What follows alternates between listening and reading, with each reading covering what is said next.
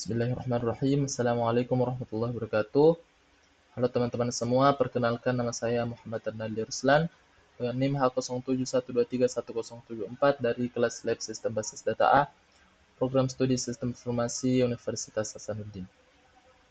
Jadi pada kali ini saya akan membahas tentang materi pertemuan pertama, yaitu pengantar sistem basis data dan DDL atau Data Definition Language.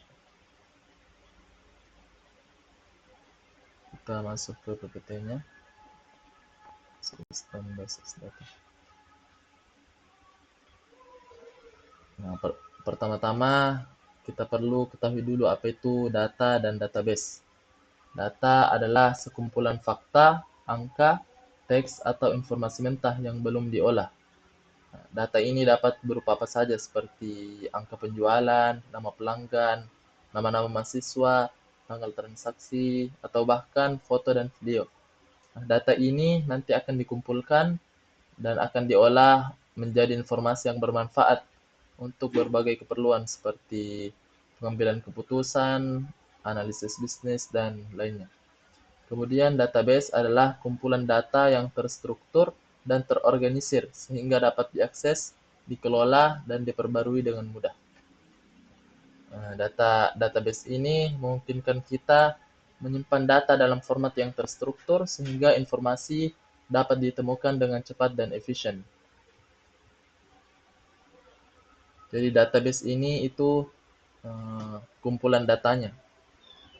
Contohnya seperti lemari arsip, ya lemari arsip itu banyak sekumpulan data dalamnya.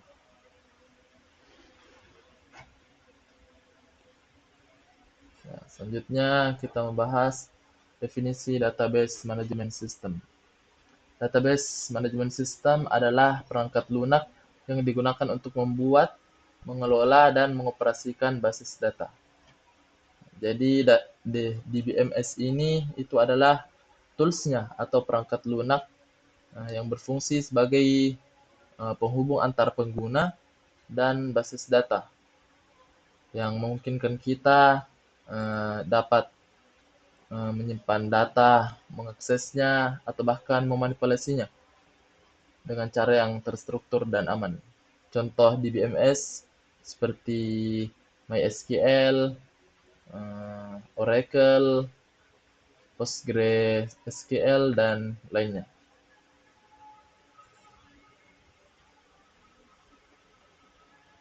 Selanjutnya, fungsi DBMS. Jadi yang pertama itu menjaga integritas data. DBMS ini memastikan data kita disimpan selalu konsisten dan akurat. Ya, kemudian selanjutnya keamanan data.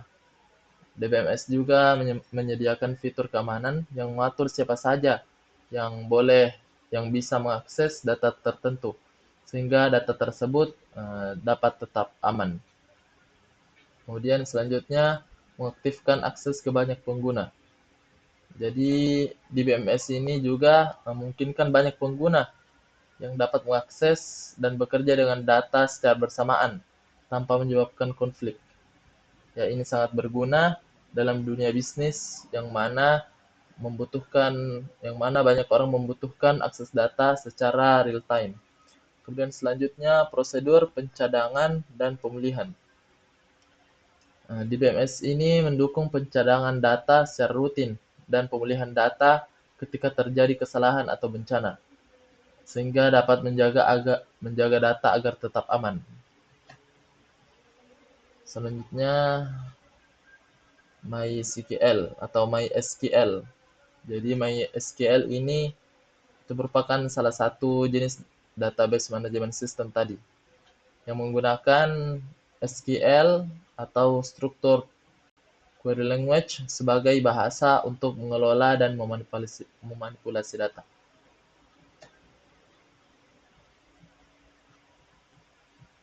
Selanjutnya kita membahas data definition language. Jadi DDL ini atau data definition language ini adalah bagian dari SQL yang digunakan untuk mendefinisikan dan mengelola struktur objek dalam database. Jadi ada ada sekitar empat bagian uh, dalam SQL, DDL, DML, dan lainnya. Oh, saya juga lupa. Nah, ini DDL adalah sekumpulan perintah SQL yang digunakan untuk mendefinisikan, mengubah, dan menghapus struktur objek database seperti database, skema, tabel, dan variabel. Nah, DDL ini membantu mengatur struktur database agar dapat digunakan dengan lebih efektif oleh sistem dan pengguna. Adapun perintah-perintah DDL, yang pertama itu perintah create. Create adalah perintah DDL yang digunakan untuk membuat objek baru dalam database, seperti database, tabel, indeks, dan lainnya. Coba kita cari dulu exam.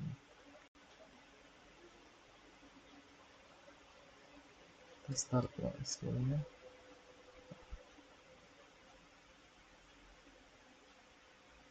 Kita gunakan aplikasi Heidi SQL.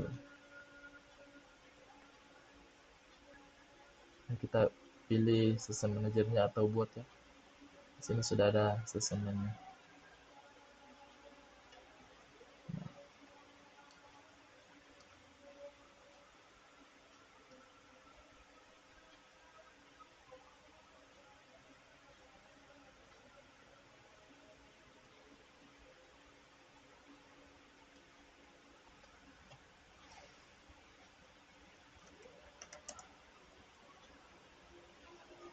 Kita tulis script.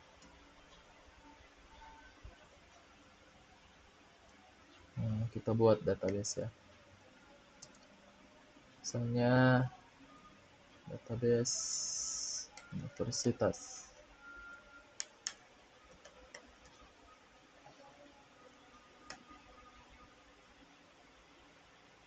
Kita coba jalankan. Jadi berhasil. Ada kesalahan.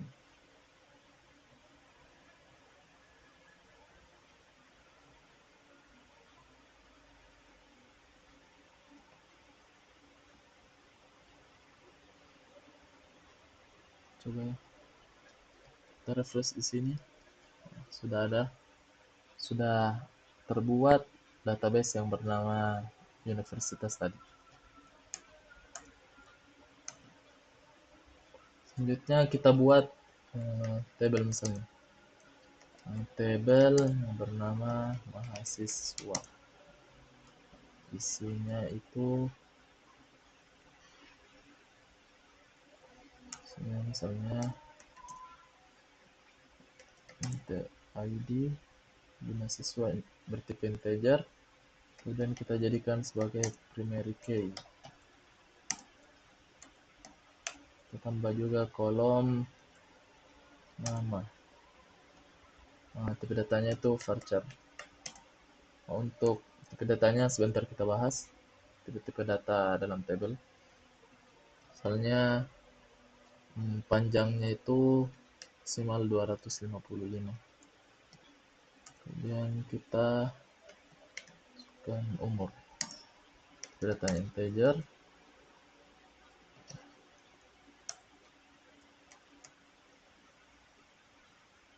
Ya, jadi karena ini tadi sudah dijalankan, kalau kita jalankan kembali ya akan error. Jadi di sini kita kasih kolom komentar. Nah, bisa kita blok saja ini. Blok, kemudian run selection. Nah, berhasil. Kita refresh.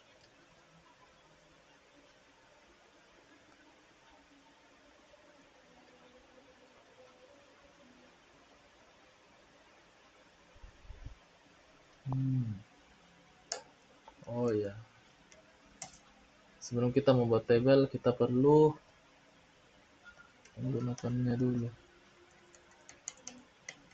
Kita perlu use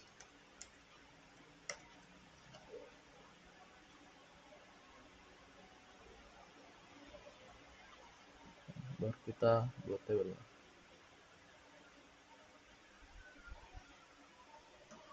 Coba refresh.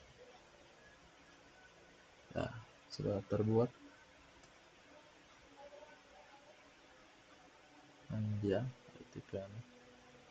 ada 3 kolom ya.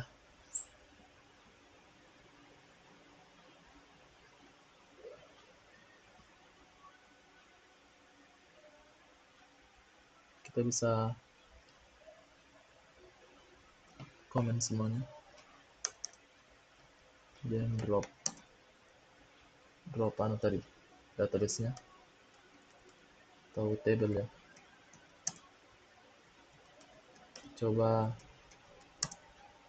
drop table-nya. Jadi fungsi dari drop ini itu menghapus table ini, menghapus table atau database.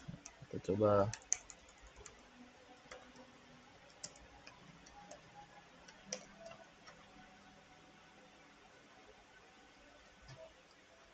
sudah terhapus.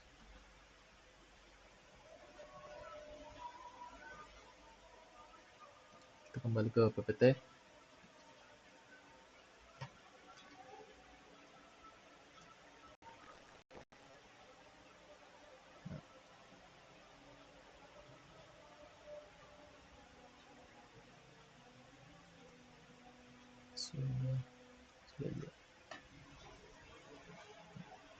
Selanjutnya kita membahas tipe data dalam tabel. Nah, jadi ada 6 tipe data dalam tabel, yaitu yang pertama integer. Jadi integer ini menyimpan data numerik, angka bulat tanpa desimal. Kemudian float, tipe data float. Ini menyimpan data numerik dengan desimal yaitu angka pecahan. Kemudian varchar, ini menyimpan string atau teks dengan panjang variabel hingga batas tertentu. Kemudian selanjutnya char. Char ini menyimpan string teks dengan panjang tetap. Adapun persamaannya itu varchar dan char ini sama-sama menyimpan tipe data string, namun perbedaannya adalah varchar ini menyimpan hingga batas tertentu. Jadi misalnya kita tetapkan batasnya sampai 255 angka kata misalnya. Jadi varchar ini bisa kita isi dengan panjang hingga 255, boleh kurang tapi tidak boleh lebih ya. Kalau char ini menyimpan data dengan tipe string, panjangnya itu harus pas ya. Misalnya char panjangnya 15. Jadi harus 15 panjangnya. Tidak boleh lebih, tidak boleh juga kurang. Kemudian date ini menyimpan tanggal dalam format biasanya itu di sini y 4 kali melambangkan tahun, kemudian month atau bulan, kemudian dd yaitu day, hari. Sini 4 angka, sini 2 angka, sini 2 angka juga. Kemudian teks. Nah, teks ini menyimpan teks panjang tanpa batasan panjang variabel. Selanjutnya kita membahas constraint. Constraint ini adalah aturan atau batasan yang diterapkan pada kolom dalam tabel untuk memastikan integritas dan validitas data. Adapun yang pertama itu default. Ini menetapkan nilai default untuk kolom jika tidak ada nilai yang dimasukkan. Kemudian not null. Nah, not null ini mencegah kolom itu berisi nilai kosong. Jadi tidak boleh kosong nilainya atau nol. Kalau unique, itu memastikan nilai dalam kolom harus unik, yaitu tidak boleh duplikat, tidak boleh ada yang kembar. Kemudian selanjutnya primary key itu menentukan kolom atau kombinasi kolom yang secara unik mengidentifikasi setiap baris dalam tabel. Kalau foreign key itu membuat hubungan antar tabel dengan mengaitkan kolom dalam satu tabel ke kolom primary key di tabel lain. Jadi ini itu istilahnya sebagai rujukan. Itu bersifat unik ya. Kalau ini foreign key itu membuat hubungan antar tabel, misalnya dua tabel, kita buat hubungan ya. Kita buat hubungan yang jadi referensinya itu harus dua-duanya primary key. Misalnya di sini ID mahasiswa dalam tabel mahasiswa itu dijadikan primary key dan dijadikan referensi dari tabel kedua, misalnya tabel fakultas. Foreign key-nya itu misalnya NIM ya. Nah, begitu contohnya. Selanjutnya perintah show dan describe. Perintah show ini adalah perintah SQL yang digunakan untuk menampilkan informasi mengenai database dan objek-objek di dalamnya seperti tabel, kolom, indeks, dan lainnya. Adapun describe itu adalah perintah SQL yang digunakan untuk menampilkan struktur detail dari tabel, termasuk nama kolom, tipe data, apakah kolom dapat bernilai nol, atau yang lainnya. Kita coba praktekkan. Komen.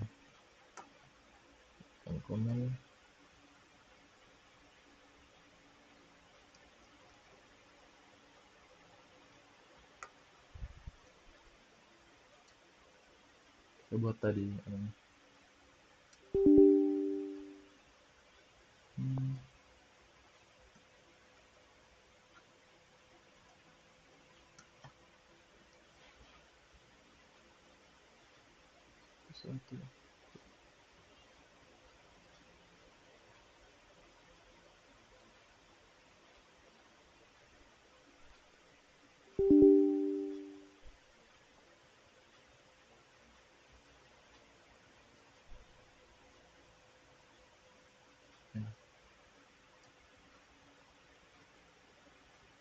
Putaran satu-satu query-nya.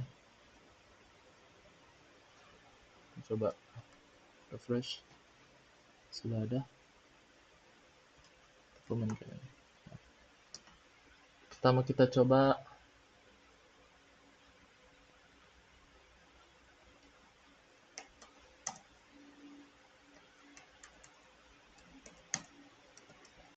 contoh tables.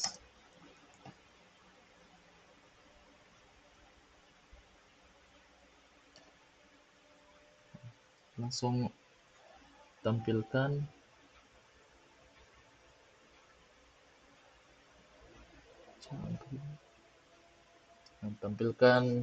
daftar tabel di dalam database universitas.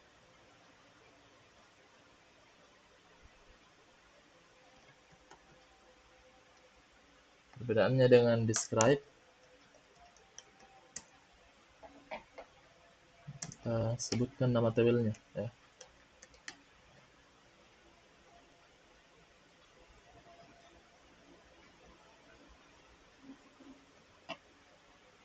Di sini akan ditampilkan kolom-kolom atau data-data yang berada di tabel ini, mahasiswa tadi.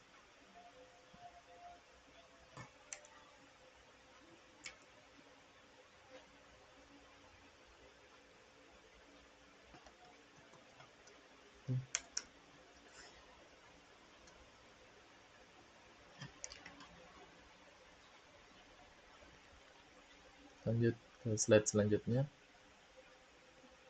perintah alter.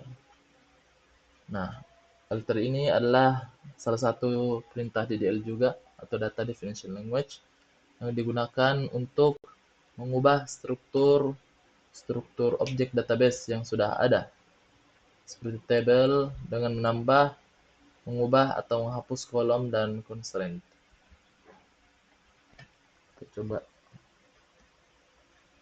Jadi di alter ini yang sudah kami pelajari, setidaknya ada 5 ya.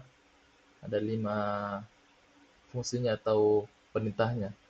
Yaitu add atau menambahkan, kemudian modify yaitu mengubah, kemudian drop menghapus, kemudian change mengganti nama kolom, kemudian rename atau mengganti namanya.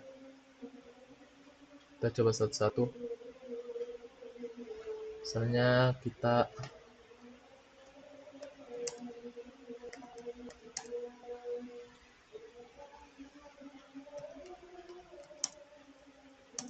alter table mahasiswa tadi, kita tambahkan kolom nama, kolom alamat.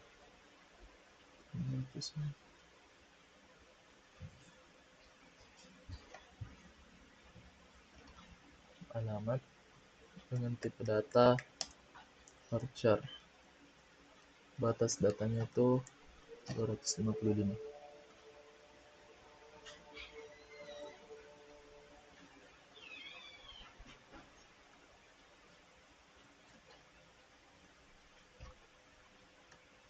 Terus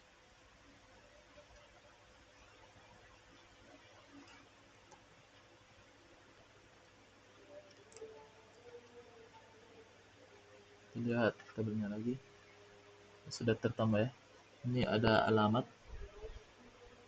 tipenya varchar, bisa null karena kita tidak definisikan not null di sini.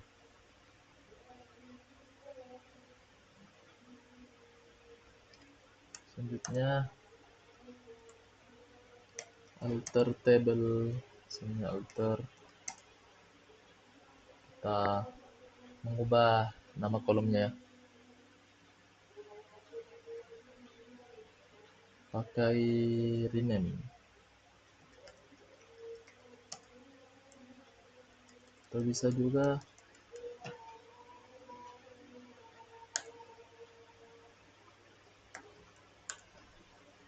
pakai koma.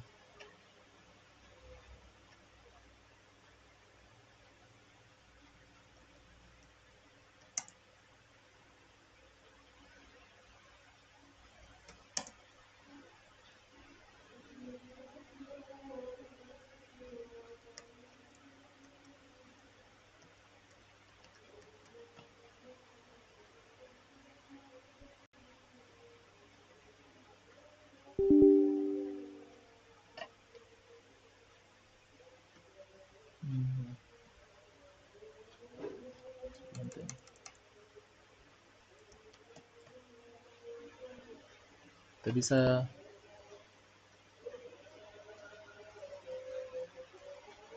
dua kali langsung ini alter table. Kedua perintah yaitu add dan rename to. Di tabelnya diubah namanya dari mahasiswa menjadi data mahasiswa. Coba kita lihat.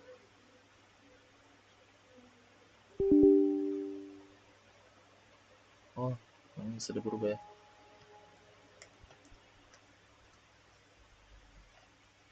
Itu error karena nama tabel tadi yang mahasiswa sudah hilang.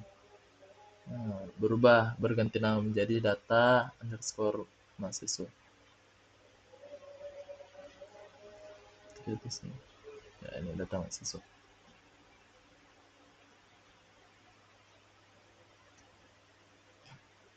Yang tadi. Kemudian selanjutnya mengganti nama kolom atau change. Kita sebutkan dulu nama kolomnya. Alamat kita ubah menjadi alamat rumah.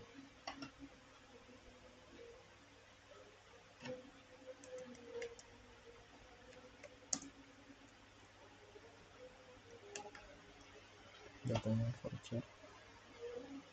Jadi yang pertama ini tadi, parameter yang pertama itu nama awalnya, nama kolom awalnya, kemudian nama barunya.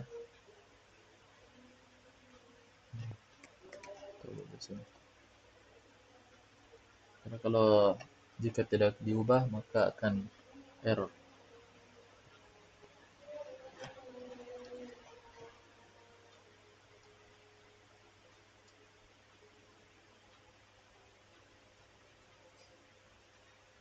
Nah, sudah berubah dari alamat jadi alamat rumah.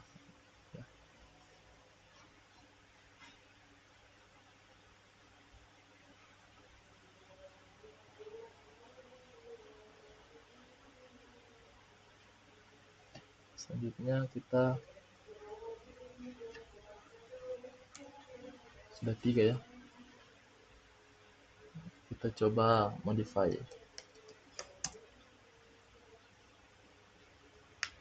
Table data mahasiswa, modify tadi nama, tipe datanya kita ubah varchar juga, tapi panjangnya itu batas panjangnya cuma 200. Kita tambahkan juga namanya constraint ya, not null. Coba sukses. Lihat ya, kita lihat tabelnya ya, ini awalnya 250 sekarang menjadi 200 dan constraint-nya itu not null, tidak boleh kosong. Kemudian kita selanjutnya itu apa ya, drop. Jadi drop juga bisa dipakai di sini ya, di alter ini. Contohnya kita drop mana ya, umur aja lah, umur kita drop, kolom umur di drop. Sukses. Kita lihat kembali. Nah ya, umur sudah tidak ada, kolom umur, field umur sudah hilang, sudah di drop.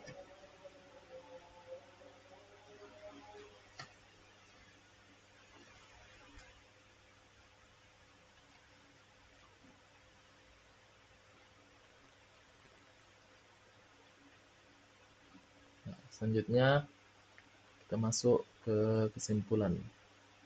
Sebagai kesimpulan, DBMS atau Database Management System dan Data Definition Language merupakan kunci dalam pengelolaan data. DBMS ini membantu kita dalam menyimpan, mengelola, dan mengamankan data secara efisien. Sementara peran DDL itu memungkinkan kita untuk membangun dan memodifikasi struktur database. Kita juga sudah mempelajari fungsi dan penggunaan perintah utama DDL seperti create, alter, show, dan describe. Kemudian kita sudah juga mempelajari pentingnya memilih tipe data dan constraint yang tepat. Selanjutnya kita telah mengetahui juga manfaat keseluruhan dari DDL dan DBMS. Dengan pengetahuan ini kita dapat membangun dan mengelola database yang mendukung operasi aplikasi secara optimal. Mungkin cukup sekian eh, presentasi kali ini. Saya tutup dengan Alhamdulillahirrabbilalamin. Assalamualaikum warahmatullahi wabarakatuh.